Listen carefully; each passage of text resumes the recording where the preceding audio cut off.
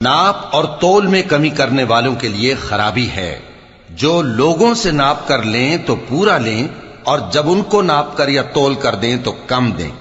کیا یہ لوگ یہ نہیں خیال کرتے کہ اٹھائے بھی جائیں گے؟ یعنی ایک بڑے سخت دن میں، جس دن تمام لوگ رب العالمین کے سامنے کھڑے ہوں گے۔ سن رکھو کہ بدکاروں کے اعمال نامے سجین میں ہوں گے، اور تم کیا جانتے ہو کہ سجین کیا چیز ہے؟ ایک دفتر ہے لکھا ہوا، اس دن جھٹلانے والوں کے لیے خرابی ہے، یعنی جو انصاف کے دن کو جھٹلاتی ہیں، اور اس کو جھٹلاتا وہی ہے جو حد سے نکل جانے والا گناہ گار ہے۔ جب اس کو ہماری آیتیں سنائی جاتی ہیں تو کہتا ہے یہ تو پہلے لوگوں کے افسانے ہیں۔ ہرگز نہیں، بات یہ ہے کہ یہ جو اعمال بد کرتے ہیں ان کا ان کے دلوں پر زنگ بیٹھ گیا ہے۔